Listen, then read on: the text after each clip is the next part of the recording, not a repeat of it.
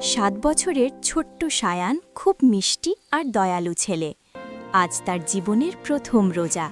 সে খুব খুশি, কারণ সে আল্লাহকে খুশি করতে রোজা রেখেছে।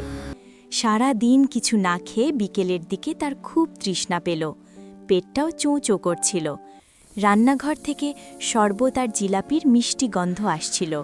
সায়ান বারান্দায় বসে আজানের অপেক্ষা করছিল। হঠাৎ সে শুনল, মিয়াও মিয়াও। সায়ান নিচে তাকিয়ে দেখল একটি ছোট্ট সাদা বিড়াল ছানা। বিড়ালটা খুব দুর্বল, ঠিকমতো দাঁড়াতেও পারছে না। সায়ানের মনটা কেঁদে উঠল। সে ধীরে বলল, আহারে, তুমি কি খুব ক্ষুধার্ত? বিড়াল ছানাটা আবার মিয়াও করল। সায়ান মনে মনে ভাবল, আমি তো নিজের ইচ্ছায় রোজা রেখেছি, একটু পরেই আমি ইফতার করব, কিন্তু এই ছোট্ট বিড়ালটার তো কেউ নেই।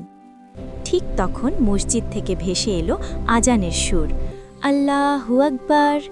সায়ান প্রথমে একটি খেজুর আর একটু পানি খেয়ে রোজা ভাঙল।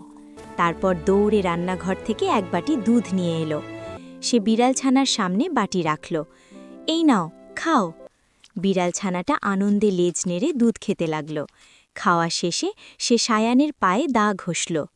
এ সময় সায়ানের বাবা সব দেখছিলেন। তিনি এগিয়ে এসে সায়ানকে জড়িয়ে ধরলেন।